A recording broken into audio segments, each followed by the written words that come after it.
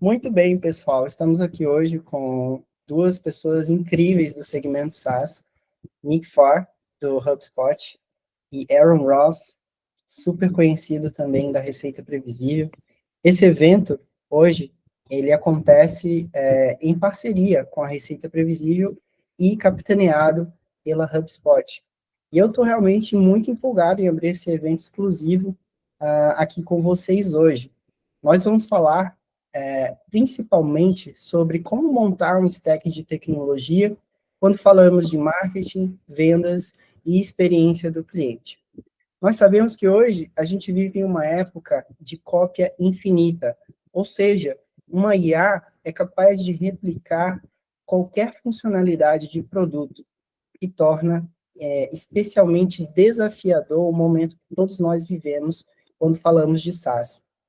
Então, após a gente ser capaz de copiar, o que sobra?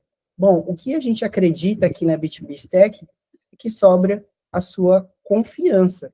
A confiança que você conquista, comprova e compartilha. E isso é o que realmente está se tornando uma base para um crescimento sustentável.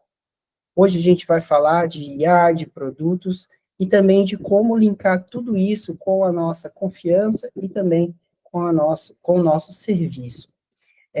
Para que todos entendam o contexto que a gente está, aqui na B2B Stack nós fizemos um levantamento de informações e uma pesquisa que mostrou que as categorias que mais cresceram este ano foram exatamente marketing, vendas e experiência do cliente.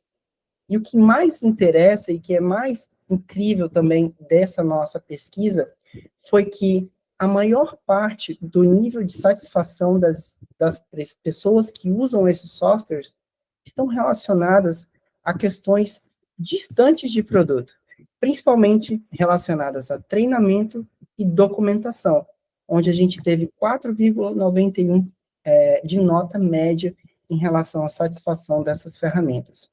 Ou seja, os clientes eles estão buscando não só a ferramenta e o produto, mas como usá-la da melhor forma. Eles também entendem que frameworks, métodos, são importantes para que eles façam uso total das possibilidades das ferramentas.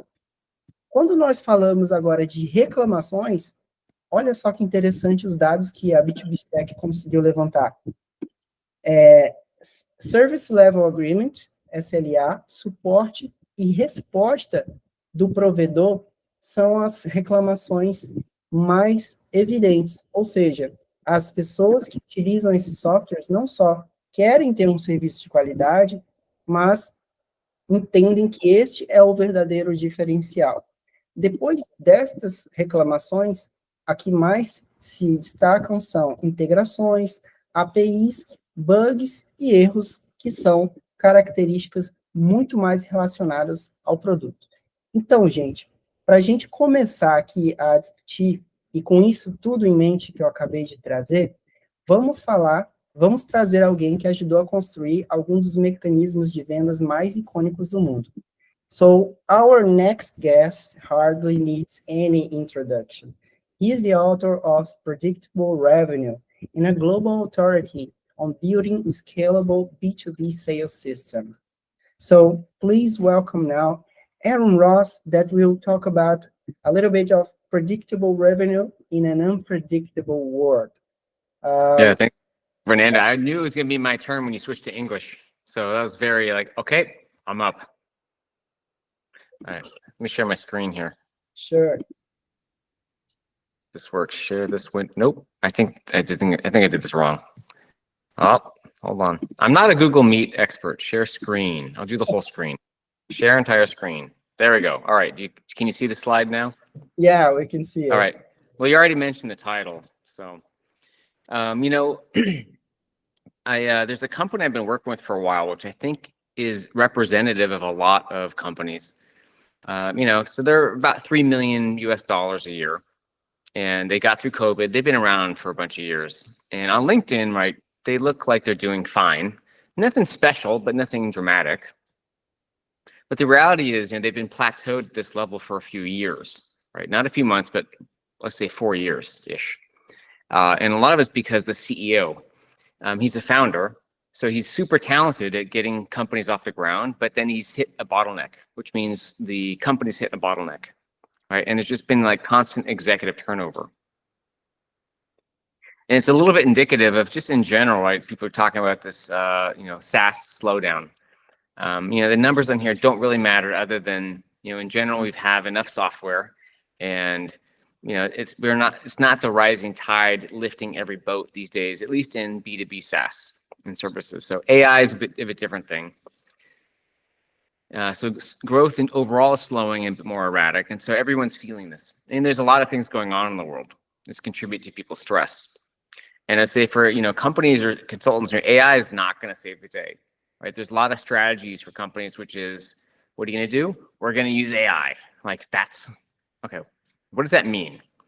Right, and I'm old enough now, I've been through enough of these, revolutions to know technology is not what will make or break things, right? So if you have a troubled company, AI will give you more trouble. If you have a cleanly run company, you will get more growth, right? In CRM, a ways back, a lot of the companies thought, oh, we'll just put CRM in and it'll fix our sales problems.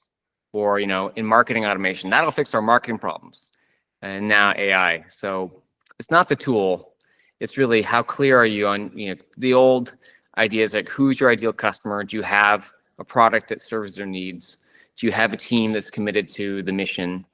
And so on. So AI will just amplify what you already have, whether that's for good or bad.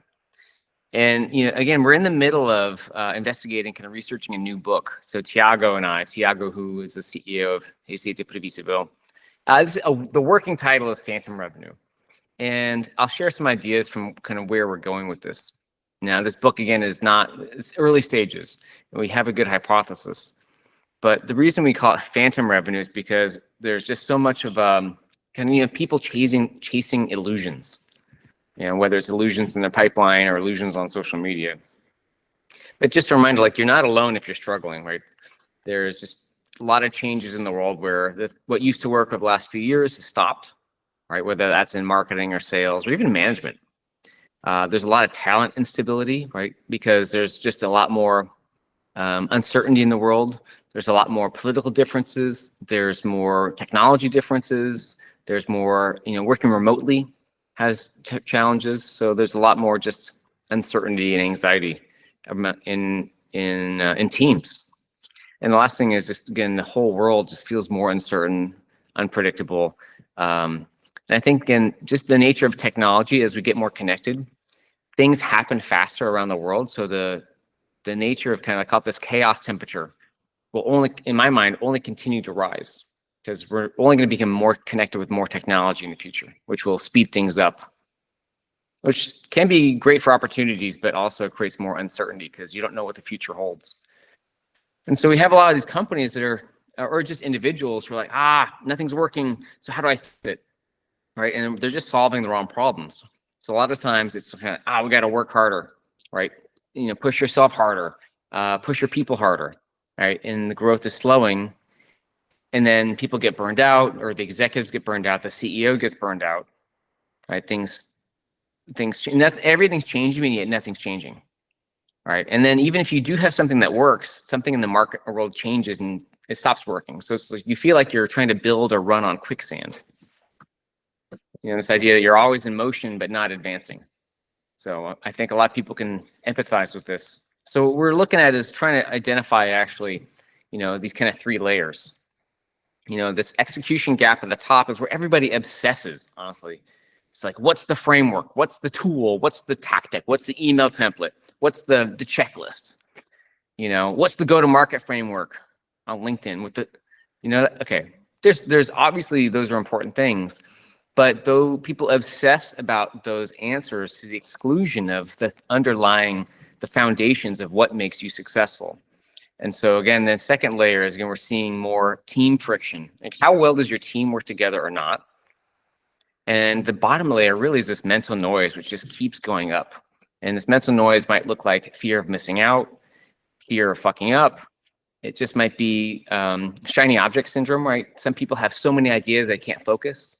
Others feel so paralyzed by fear or the threat of AI obsoleting their companies or themselves, so they get paralyzed. So all these layers are working together. And for me and Tiago, our premise is that the future of growth and predictable revenue is not at the top layer with frameworks.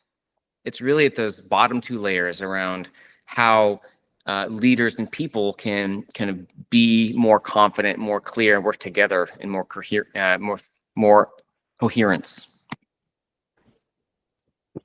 So right now we're still in the middle of hitting buttons here. It's a delay of defining the solution. So this is all kind of still in the research phase and experimentation phase of this new book. And this is all things that Tiago is running through the Receita Previsível team and ecosystem in Brazil with our own team and with clients. And so far we have these two frameworks. We're really trying to bring the three things together, which is AI or technology, but AI is the most important one, the humans and governance between everything. And so there's this thing called IGP, Ideal Governance Profile.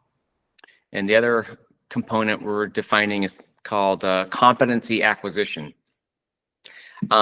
We got some new names. I keep telling we got to come up with some better names, but this is where we are. So it's kind of a way to, ideal governance profile is this idea of just simple, it's like a management system. And there's a lot out there, but if you have like a management system that helps people work together and technology work together, what could be agents, humans, how can you kind of keep things in a rhythm? The details on the slide are important, but I think at the top part, really, it's kind of having clear roles for the people who are managing systems and the jobs that humans have and the jobs that agents have. And there's some consistency and metrics, right? These are all, it's like eat your vegetables. Easy to say, hard to do. So we're going to coming up with like simple techniques and tactics that work. And the other thing, the competency acquisition system, because the whole, our whole premise is that everyone's going to have technology, right? So if everyone has AI, it's almost like in the world, if everyone has a superpower, nobody has a superpower. So AI itself is not going to be, the differentiator for most companies. It's how do you use it and how does your company adapt to a changing world and learn how to take on new skills faster. So how can you speed up your ability to acquire competency? And so this is the idea of how to combine actually technologies, so AI, which include agents, and we have our own AI systems we're developing, team, potentially a consultant, with kind of like a learning bank. So this is a solution that has multiple components with the goal of how can you help your team learn new skills and get better faster. Right. So we still think human coaching is vital for now, or at least it always will be in some areas. And what AI helps you do is do faster correction, faster identification of issues or things that are not going the way you want, and faster correction. And then easier to measure what's happening, right? So again, the details aren't important, but it's like, how can we use AI and humans better together to tune how fast we can learn and how fast we can get better? So what we're going back just to summarize, we're like, all right, everyone focuses on execution, but really you should start at the bottom, which is, can you manage your own mental noise, right? And that's usually exacerbated by social media and AI. And how can you identify the friction within your team, which could be humans and agents, and reduce that? And if you can do those things, you will get better execution, right? Start at the foundations. And I think it's a reminder that AI, it'll amplify more whatever you have, right? So if you're like paralyzed by fear of missing out, or if you're like rushing because you're like, we can't miss out. Sorry, if you're rushed, you can get to the wrong, it doesn't matter how fast you go if you're going in the wrong direction. Or if you feel like you get paralyzed, your team gets paralyzed because, you want things perfect, you don't know what to do. So, either direction, if you go too far, the overthinking, it's not good. And really, it's like how well can you develop your ability to have conviction and to keep moving forward and compound those advantages over, honestly, years usually. All right, Fernando, I'll turn it back over to you, my friend. Thank you very much, Aaron. That was amazing. I guess we have plenty of things to discuss, but before we do that, let's move to Nick. So, Nick, então vamos agora entender um pouco mais como a HubSpot tem pensado essa introdução da IA também no processo como um diferencial competitivo. A gente já teve uma grande ideia aqui com o Aaron de como isso vai funcionar e o aspecto humano e como isso impacta muito esse processo. Agora vamos entender um pouco como vocês também estão trabalhando isso com os clientes da HubSpot no mundo todo. Nick, é com você. Muito bom. Olha, conteúdo em inglês, conteúdo em português, esse conteúdo vai ser bem bom para os poliglotas do mundo aqui. Bom, Fernando, muito prazer estar aqui com você e um grande prazer também compartilhar o palco virtual aqui com o grande Aaron Ross. Prazer estar com vocês, tá? Eu concordo com o Aaron que AI, no final das contas, é uma tecnologia e tecnologia em si não necessariamente vai garantir o sucesso ou não da sua empresa. Mas, dito isso, eu queria, sim, trazer um framework e algumas novidades de produto HubSpot para tentar aterrissar um pouco o ponto de como implementar AI nas empresas hoje. Eu sou o Nick, eu sou Head de Vendas Enterprise na HubSpot Brasil. Estou na HubSpot há uns 9 anos, 6 desses anos trabalhando exclusivamente no mercado brasileiro. Não tenho meu QR Code aqui para conectar no LinkedIn, mas fiquem à vontade de conectar depois também, é sempre um prazer. Mas vamos para o tema do dia. Então, é óbvio que a AI tem evoluído de algo interessante para algo necessário. Porém, existe um grande gap entre a realidade de AI e as expectativas. MIT, na verdade, onde foi fundado inclusive a HubSpot, lançou um estudo recentemente falando que 95% dos projetos de inteligência artificial hoje não tem nenhum retorno. Então, a ideia hoje é entregar um framework para vocês para que isso não aconteça e a gente possa usar a AI para acelerar as nossas operações. Então, o framework é o seguinte, tem 3 pilares. O primeiro é para colaboradores. Então, a gente acredita que cada funcionário que trabalhar com computador, celular, etc., na empresa, deveria ter seu próprio LLM de trabalho, para virar o dia a dia dele ou dela mais eficiente.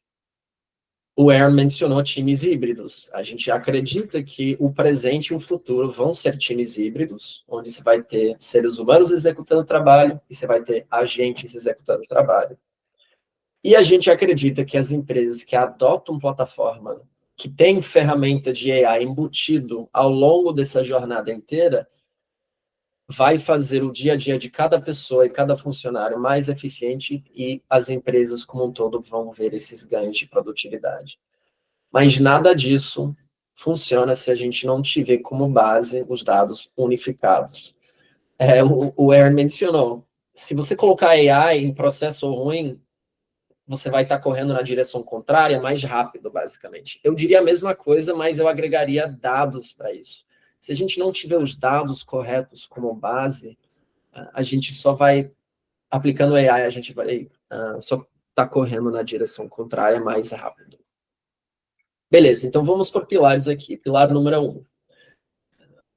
A HubSpot relançou, na verdade, o nosso Breeze Assistant, que é basicamente o ChatGPT por trás, porém com todo o contexto do seu cargo, da sua empresa, etc. Por quê? Porque ela tem memória profunda, ou seja, vai saber sobre suas preferências, vai saber sobre seu cargo, vai pegar toda a informação que já existe dentro do CRM e também fora, porque tem outros conectores. Então, se você é uma empresa Google, vai poder ler seu Gmail, Google Calendar, etc. Se vocês são uma empresa Microsoft, é o Microsoft Teams, SharePoint, Office 365, para trazer informação que não está dentro do CRM para dentro.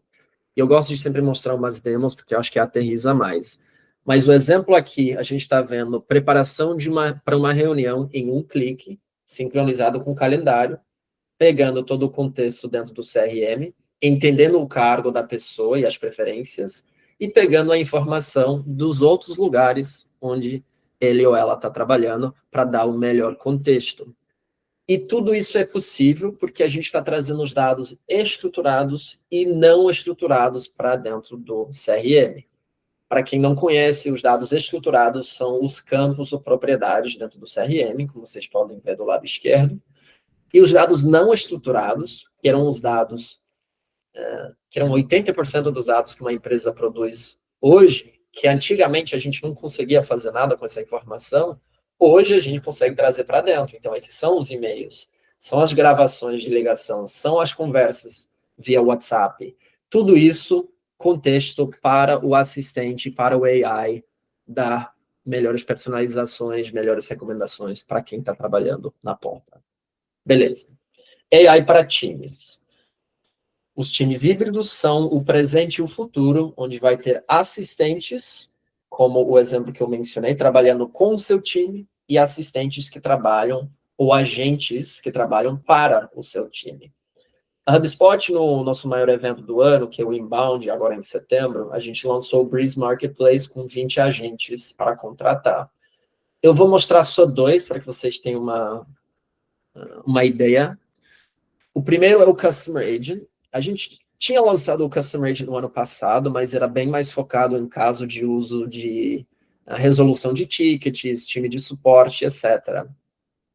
Só que agora a gente relançou para incluir vários outros canais, incluindo o WhatsApp, e ao longo da jornada inteira, que o pessoal falava assim, todas as pessoas que estão chegando no nosso site não são necessariamente clientes, e para aqueles que são leads, que estão querendo saber mais. Então, a gente agora tem o agente ao longo da jornada inteira. E podemos ver um exemplo aqui que é mais sobre a qualificação de lead, um agente para o propósito de qualificação de lead. Customizando para a realidade da empresa aqui, a gente vai ver uma conversa simples, respostas automatizadas com link de calendário para marcar uma reunião com o vendedor. Hoje, estamos vendo nas empresas que têm implementado até 65% dos casos serem resolvidos de forma autônoma. Quando a gente pensa de ROI, de inteligência artificial, e como as empresas estão sendo estruturadas, a gente vai poder deixar os agentes, os humanos de suporte atendendo casos mais complexos, e essas áreas das empresas conseguem não necessariamente sacrificar a qualidade do atendimento, porém também não sair precisando contratar e capacitar um monte de novos agentes humanos. Esse ponto é válido para todos os agentes, na verdade, mas para o Customer Agent provavelmente mais relevante ainda, pelo menos eu, quando eu estou pesquisando um novo produto ou serviço, eu faço isso depois do horário comercial, né? Porque eu estou trabalhando durante o dia. Acho que muitas empresas que não têm um agente trabalhando 24/7, principalmente depois dos horários comerciais, estão realmente deixando dinheiro na mesa. Beleza. Prospecting Agent é o segundo agente para mostrar hoje. Se o Customer Agent é aquele que vai resolver tickets, ser seu qualificador de leads, o Prospecting Agent é seu BDR inteligente, onde você vai poder selecionar contas e contatos, monitorar essas empresas e contatos por sinais de compra ou dados de intenção, a gente chama. Exemplos disso são: a empresa adquiriu uma outra empresa, levantou uma rodada, teve troca nas lideranças, etc. E vai poder criar prospecções personalizadas baseadas nessa informação. Mais uma demo rápida aqui, em inglês também, para os poliglotas, mas aqui a gente está vendo poder inscrever manualmente ou de forma automatizada contas ou contatos. Vai automaticamente criar essa cadência de prospecção via e-mail com os dados que estão dentro do CRM e as pesquisas de dados de intenção na internet. Sempre recomendo revisar antes, AI é bom, mas sempre importante ter esse toque humano. E dá para colocar instruções personalizadas para customizar ainda mais. O exemplo aqui é fazer uma piada sobre o evento que o pessoal participou em comum. Quem sabe? Daria para criar um Prospecting Agent para quem está atendendo essa live com a gente, por exemplo.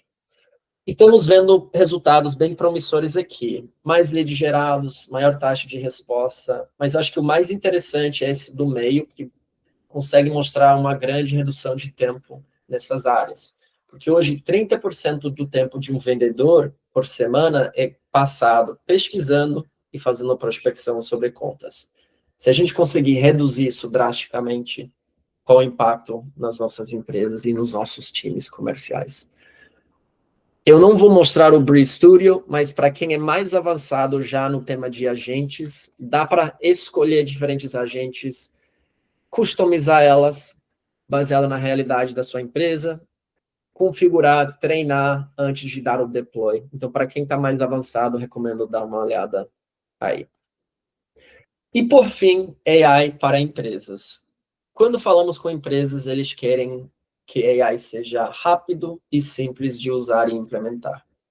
Com a HubSpot, você tem mais de 100 funcionalidades de AI embutido, integrado dentro da plataforma para facilitar o dia a dia de quem está operando na ponta. Tem mais de 100 funcionalidades, eu não consigo, obviamente, mencionar todos. Aqui alguns exemplos básicos que eu gosto.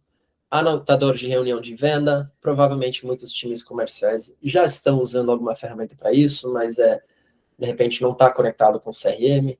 Gravou reunião, transcreveu reunião, resumiu reunião, criou um e-mail ou uma comunicação de follow-up baseado nos action items. Muita eficiência para quem está trabalhando na ponta nos times comerciais. Mesma coisa para times de atendimento, para os tickets ou as solicitações que o agente não consegue resolver. Quem está trabalhando na ponta, queremos dar funcionalidade de AI para eles poderem ser mais eficientes no dia a dia também. Em marketing, tem tanto caso de uso de criação de conteúdo, criação de campanha com AI, etc., mas alguns exemplos para vocês entenderem como aplicar. Isso está integrado dentro da plataforma HubSpot. A gente brinca que você não pode comprar uma HubSpot burra, ou seja, uma HubSpot sem inteligência artificial. Então, essas funcionalidades estão ali embutidas. Então, para encerrar, a gente acredita que vai ter seres humanos executando o trabalho, você vai ter agentes executando o trabalho, e você vai ter um sistema no meio orquestrando essas interações. A HubSpot é uma dessas plataformas que consegue fazer isso ao longo da jornada inteira do cliente, desde que eles veem uma mídia paga ou chegam no site pela primeira vez, até eles estarem como cliente de vocês há muitos anos. Então, eu queria encerrar com 4 aplicações rápidas que vocês conseguem implementar nas empresas de vocês hoje, com ou sem a HubSpot. O primeiro é, usem um LLM de trabalho, não o ChatGPT normal, não o Gemini normal, mas que tenha o contexto do seu cargo no dia a dia e o contexto do CRM. Provem o Customer Agent da Hub, se vocês são clientes, têm créditos já que conseguem usar sem custo adicional, ou provem um Customer Agent de outra plataforma, mas não deixem que as pessoas possam chegar no site, principalmente depois do horário comercial, sem serem atendidos. Lembrem que esses modelos também vão estar melhorando cada vez mais, tá? Então, mais tempo que vocês usam, melhor fica o modelo, melhores resultados. Acho que vão se surpreender com a qualidade aí. Quem é mais avançado no mundo de agentes, testem no nosso marketplace ou em outros lugares. Treinam com a informação da empresa e façam a deploy. E, por fim, conectem seus dados estruturados e não estruturados, porque, como o Aaron mencionou, como eu tenho mencionado aqui, se a gente não tiver os dados e os processos bem estruturados, AI não vai ajudar a gente a ser mais produtivo. Então, do meu ponto de vista, tendo os dados unificados, vai ser um novo diferencial competitivo nessa nova era de inteligência artificial. Então, com isso, vou parar de compartilhar aqui para a gente bater um papo legal. Wow, thank you, Nick. It was really insightful. And I see so many similarities between what you both brought here today. We both talked about AI, but we also spent some time talking about the human side of it. And I would like to start asking Aaron a little bit of what leaders that usually are in charge of marketing, CX, and sales need to address first before moving to a more specific tool or a framework. What is the main thing? What is basically noise and what is actually actionable things a leader must do before thinking about, we call it silver bullet here. I don't know if you have that. No. Same. It's the same disease in the United States, which is just give me the answer now. I don't want to have to figure it out. Just tell me what to do. Yeah. Well, this is something around the world, but the United States, but even more in Brazil, I've noticed is that a lot of executives, so whether you're a CEO, head of sales, head of marketing, don't spend enough time to really segment and understand their ideal customer. And this is going to be even more important over time. Well, I'll start by the problem. So the first problem is if you don't kind of really understand not only your ideal customer, but let's just say you have your SaaS company and you've got lots of little customers and lots of some big customers. Even in the small customers, you might have, mom and pop shops are different from solopreneurs, which are different than, so you have a lot of variation. And most of the Brazilian companies I've spoke with don't really spend enough time really understanding who their ideal customers are, which is generally the ones who need you the most and are willing to pay you the most. So which ones are going to be the most profitable? Because if you're just trying to market yourself or sell to everybody, it's just not that effective. That's why the entire first section of the Hipercrescimento book was about nailing a niche. And AI is not going to help that. It can, like, for example, you might say, hey, all right, AI, take my customer database and analyze it for our ideal customers. You can get some useful signals, assuming your data is clean. But it's not a replacement. So you should do that and see what you get. But it's not a replacement. You should also go talk to customers, go talk to executives. Like one of the simplest things that leaders can do, or just anyone in the company, is say, look, let's get 3 or 4 people who are the ones who've talked to customers the most, and into one place. Okay, maybe Zoom, might be a whiteboard, and just on the whiteboard or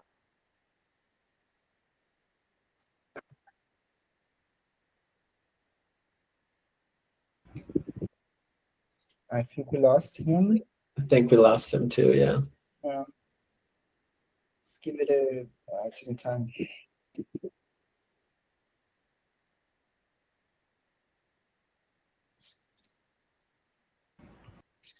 Esse é o risco, né, de fazer pelo menos gravado. A gente edita, então, mas vamos ver aqui. I think I'm back. Yeah, you're back. Yeah. Anyway, you're just talking about leaders and what they should put people that really like to speak with customers in one place.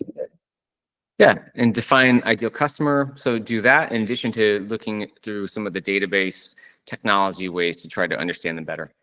And that's one thing that you need to do first before, I think, even before you're creating any kind of campaign or any AI tool. It doesn't happen enough. Yeah, I agree. Just to build on that, and you mentioned, I mentioned it a little bit as well, of AI being an accelerant, but if you don't have your ICP defined now, you're not going to be going in the right direction. And so I think of it almost like companies need to have like an existential crisis and be, who are we? What do we stand for? And you can do that by evaluating your database and figuring out who your ICP is with analysis. But I do think it is a little bit of a philosophical question that a lot of the companies need to think about. And from that point, it's like, okay, now that we know, we have clear what we stand for, what our brand voice is, who our ideal customer profile is, that's when you can unleash AI to help get campaigns out the door a lot quicker, and learn from them a lot quicker too. So I think about it as like a company existential crisis almost.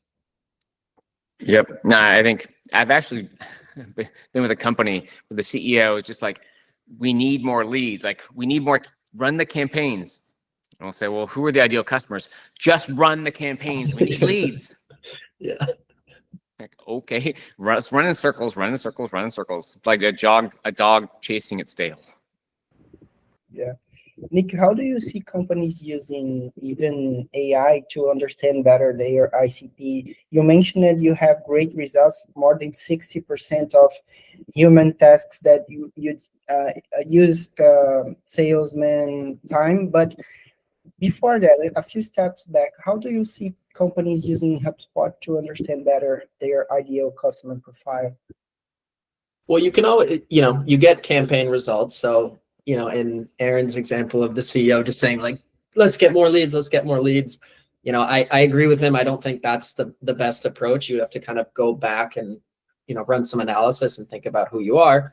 But if you do run campaigns, you will get results more quickly. And based on those results, you can update your messaging, your content.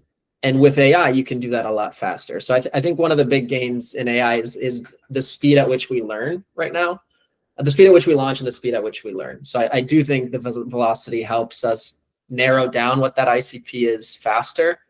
I do think there needs to be a philosophical work before that. You mentioned the customer agent.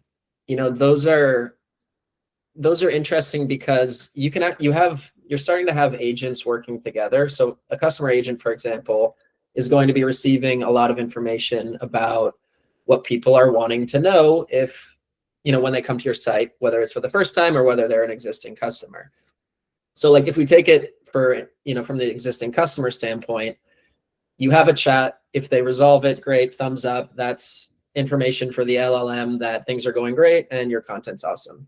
If you don't get those results and they did not solve the problem, we actually have what's called a knowledge base agent that is understanding the main questions that aren't being answered and recommending those topics be created in a knowledge base. And therefore then the customer agent will be able to consume that knowledge base and be a lot more effective at the way that they respond to the customers that are visiting their website. So you're going to start seeing agents working together to better satisfy needs of existing customers or prospective customers. And that's just one example. Awesome. One thing that got me really curious was there was about 40% of activities that you guys actually think that a person must do, and not necessarily AI. And this is my question for both of you, starting with Aaron. Imagine the sales cycle and every aspect of it. Which actions do you think AI should not be considered first, and where the sales people should actually be leading it as we are today with AI and all the tools we have? Yeah. Well, I think this is one of these things where it always depends on your business, right? Because you could have high volume, very transactional, order taking kinds of businesses where maybe AI over the phone could work. But most of the B2B businesses, remember, it's like people get so caught up in the idea of scale that they forget that sometimes you have to do things, humans have a place, a very important place, and we want to amplify humans. Sometimes that's by automating boring stuff, but sometimes, you can try to over automate. And so, if your goal in B2B sales, depending on, it's called, I couldn't tell you the dollar value and up, but for most B2B sales, your goal is to have more live conversations for the salespeople. At the front end with marketing and SDRs, you're trying to do probably more on disqualification, qualification. You're really filtering. So whether you're doing inbound lead generation and qualification or outbound prospecting, the main job there, I think, actually is filtering and targeting, and the secondary is conversations. But for salespeople, it's really conversations. And what that means is, as salespeople learn how to use AI, maybe you have some agents running, salespeople learning how to use it themselves. And I think actually AI is it can be a very personal tool. In other words, the way that one person uses it could be very different than another to get value. And so you're learning, they really have to get building confidence with how they use it within phone calls, within, connecting to clients, because we're already reaching a point where there's going to be this kind of battle, which is AI, everyone starts using AI, and you can already tell when people are using AI, it's a very repetitive type of, you can spot it, right? Just look at LinkedIn. It's all fucking AI. It doesn't mean it's bad, but you lose something of the spark. Too many emojis. It's too many. It's like the same style. Like the people that even try to, which is okay, it's fine. There's a separate problem with LinkedIn, which is so like popularity based. But in other words, salespeople can go too far, and what clients will start to do is think, okay, well, if you're using too much AI and it's coming out in the way you talk or write, it loses a bit of that trust and authenticity. Use it, and using some is fine. But then next year they'll have a better AI, more AI that it sounds more natural. So what humans are amazing at doing is picking up on patterns. And so yes, even today people can launch campaigns faster. But within, let's call it a few years, when everyone's launching campaigns faster and everyone's sending more messages and there's more noise, all those advantages go away. So I mean, there's always some companies, but it'll be really more the enduring company advantages that differentiate you from everyone else is going to be more around culture. And I think Harvard Business Review has validated this because everyone catches up with technology, and there's some unique technologies, but generally for everyone on this webinar, it's really going to be culture. And part of that culture is, how do you use technology and where do you automate? Great. But then how do you amplify the people you have and build their confidence in using it, so that when they are getting those, more conversations with customers. And okay, that could be live on a Zoom. It could be live chat. I think we're blurring over time. Technology will blur the meaning of conversation. Could be in person, that there's a meaningful connection. And one more thing, I think I hear people all the time say, oh, distribution is the main bottleneck of the future. It's easy to create product. It's easy to create X, but like distribution. And yeah, but I actually think the true currency and what the actual bottleneck will be today and in the future is connection, which is, do you have trust? You can have a big audience, but if people don't really trust you, they're not really going to listen or follow. And so you have your humans, your agents, how is it that you can equip them to build trust with your market and your customers faster, more effectively? That's kind of the goal in my mind. Yeah, I think to add to that, well, first of all, to agree, which is, the salespeople are meant to have conversations. And so if you can use AI, like something like a prospecting agent, and if it is personalized enough to be able to drive a lot more meetings, and I agree with Aaron, like if it's super clearly AI messaging that's very repetitive, it's not going to have the same engagement rates that you would have if it was a lot more personalized. We are seeing good results thus far. Will it be commoditized over time like some other technologies have been? In a year. Right. So knowing who you are, what you stand for is going to be obviously essential. I do think like where AI is applied on, it's less of a replacement type of mechanism, precisely for the reasons that Aaron is mentioning, and more an efficiency type of thing. So like, where can AI be useful in the sales process? It's like, right, in those, when the call is transcribed and it gives you a really quality outline for how to follow up, like all of a sudden a follow-up that would take you maybe 30 minutes after a call is only taking you 2 minutes. And updating it. And updating the CRM. I work for a CRM company. For even those of us that are in sales leadership at CRM companies, or we're sales reps at CRM companies, we still hate updating CRMs. Like that's part of the reality of it. But if we can start getting data automatically updated, because we're able to translate unstructured data into structured data into a CRM, you're starting to automate a lot of the more boring things away. So we can focus more on the connection, so we can focus more on the conversation.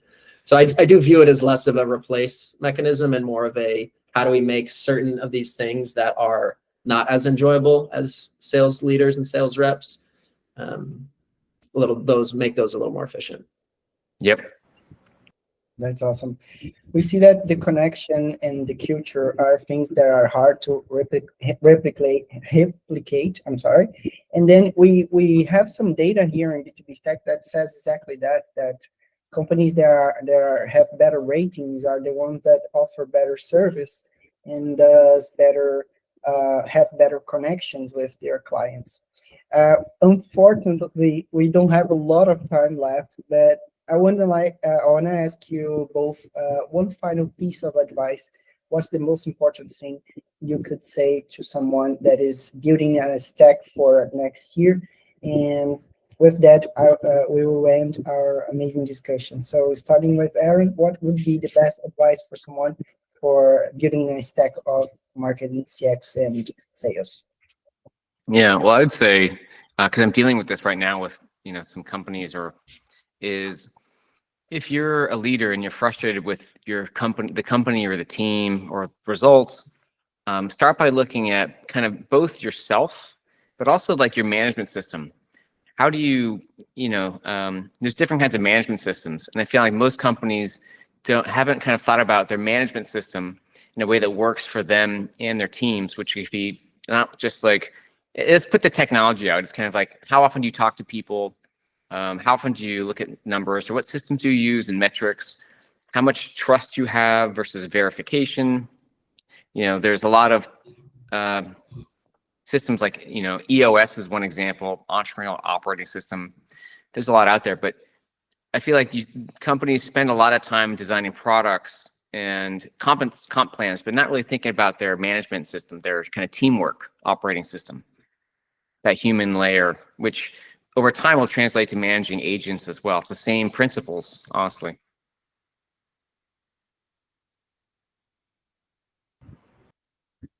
I would say a few things. I think the first, not to be repetitive, but a bit of more of the theme of what my presentation was, is needing to get a unified data layer first to be able to have AI be as much an accelerant as it has the potential to be.